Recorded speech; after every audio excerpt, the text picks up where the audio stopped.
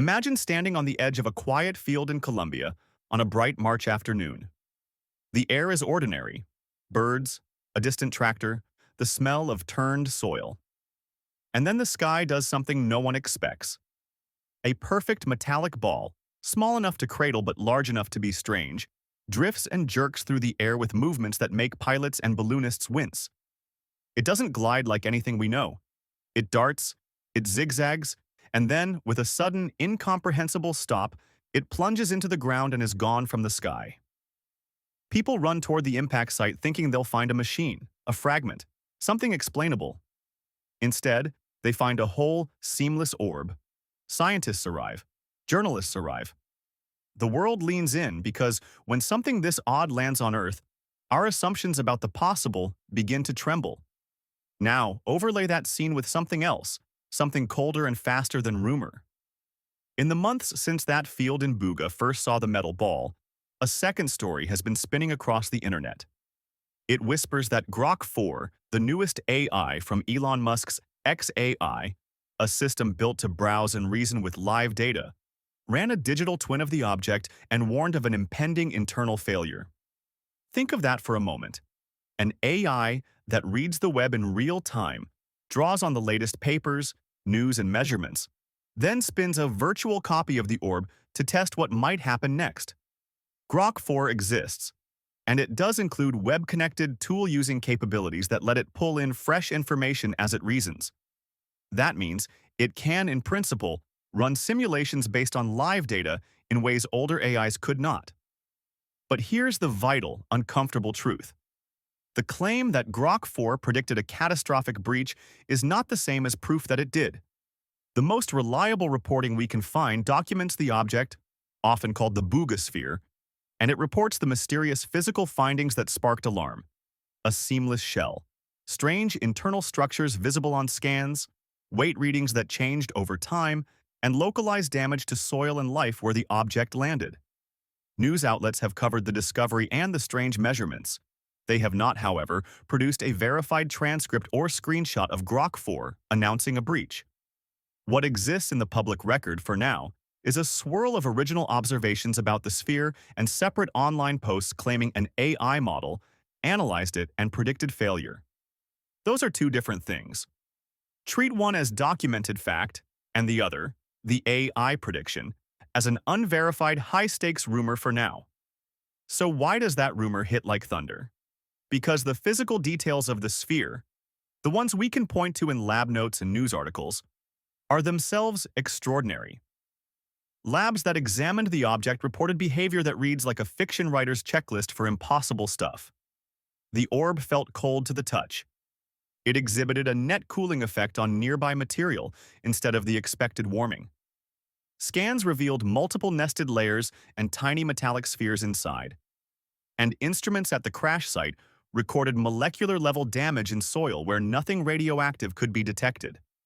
Those findings, if confirmed, are a problem because they don't fit comfortably into the physics we use to build things, to compute failure modes, or to keep satellites flying. They are the kind of anomalies that make engineers sit up and say, if true, our models are missing something big. That's where an AI's warning would matter. Space agencies and aerospace engineers already use machine learning systems to spot trouble before it becomes disaster. NASA has run programs and prototypes showing that AI can spot failing thermal systems or predict hardware faults earlier than manual checks alone, giving operators precious time to act. When an AI flags a satellite's heat behavior as abnormal, engineers listen. Extrapolate that capacity to an unknown machine that seems to be bending heat and mass in ways we don't understand. And suddenly, the hypothetical prediction of overheating takes on a real and alarming weight. If an advanced model with current web access built a digital twin and found an unstable thermal balance inside the sphere, that would be a red flag the size of a flare. To make this feel even more immediate, picture how fragile quantum systems are. In labs around the world, researchers work to keep qubits, the fragile building blocks of quantum machines, at temperatures barely above absolute zero. That requires massive, elaborate refrigerators and constant power. The largest dilution refrigerators under construction, take up rooms and demand continuous energy to hold those near-impossible cold spots steady. In short, maintaining extreme cold at a small scale is hard engineering. It's not something that happens by accident. So when reports say a basketball-sized object is holding temperatures that could plausibly house quantum processes with no visible power source or cooling equipment, it becomes not just mysterious, but potentially dangerous. Those who study quantum devices know that if thermal balance is lost suddenly, stored energy can dump catastrophically. Mechanical ruptures, rapid expansions, electromagnetic phenomena, the kind of rapid, violent failure engineers dread. And then there's human nature. When something scary and unknown appears, our first instinct is to tell a story that makes sense of it. We look for patterns in the past. Odd orbs and strange artifacts have long haunted human imagination, from reported rolling spheres in the 1970s to mythic tales of glowing balls of power in ancient lore. Those echoes make the Buga Sphere story stick. They make people prone to connect the dots, sometimes responsibly, sometimes not. The responsible path is the cautious one. Confirm measurements, publish methods, invite outside labs, and verify claims. The irresponsible path is to take an unverified simulation, dress it in certainty, and spin fear into prophecy.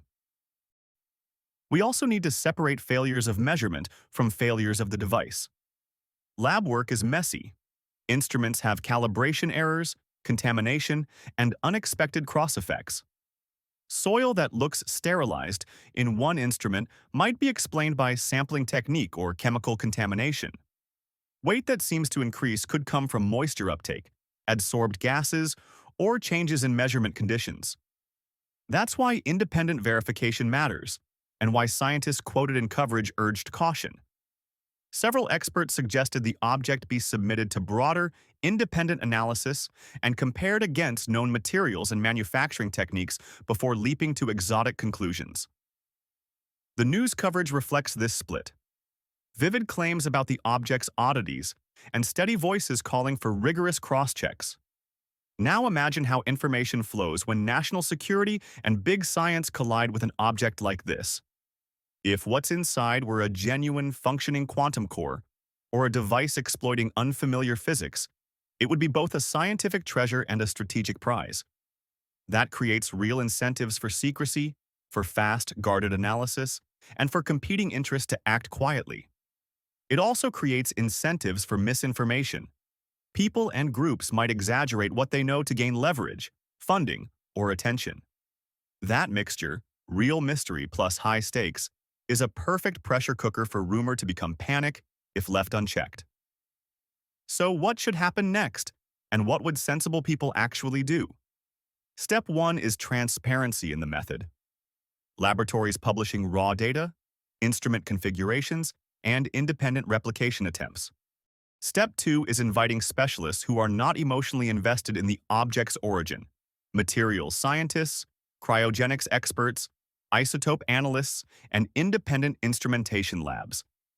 Step 3 is measured risk assessment. If there is any credible evidence that a core depends on a fragile thermal balance, protocols for safe handling, remote testing, and containment must be activated. The same way hazardous material teams respond to unknown chemical agents. None of those steps are dramatic. They are slow, careful, and boring, and exactly what keeps the world safe. Many experts quoted in coverage urge this cautious approach rather than performance and spectacle. And about Grok 4, XAI has publicly released information showing the model's capabilities have evolved. Newer iterations can interact with live tools and fetch up-to-date information in real time. That capability makes the idea of a web-connected simulation plausible.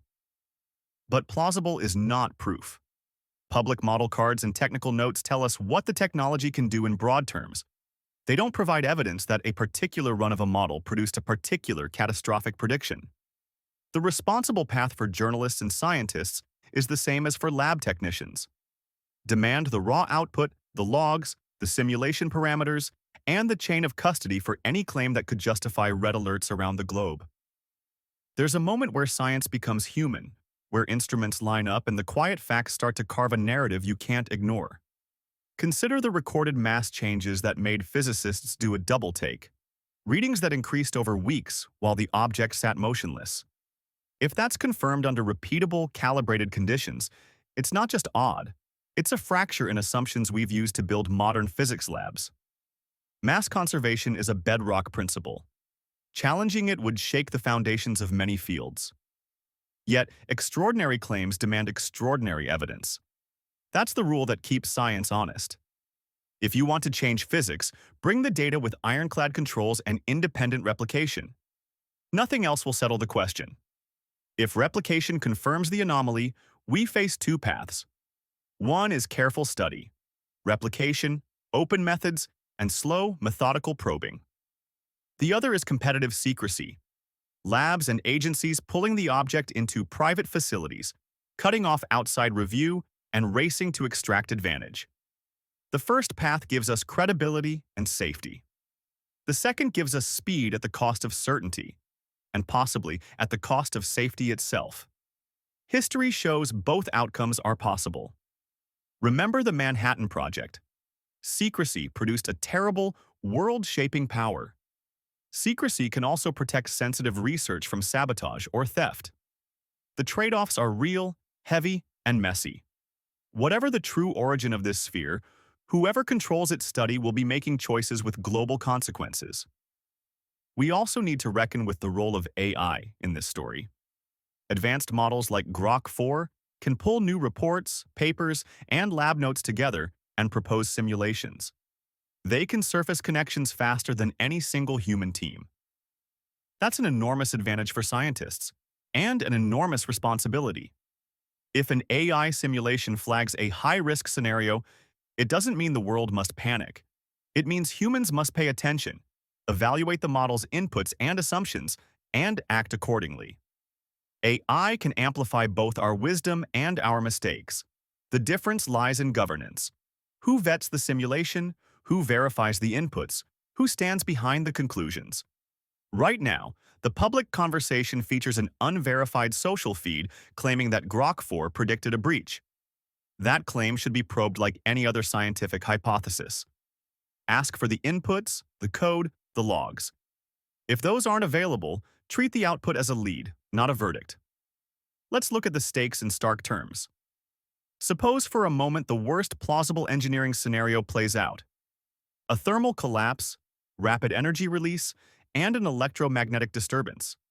Satellites could be affected. Communications could falter temporarily.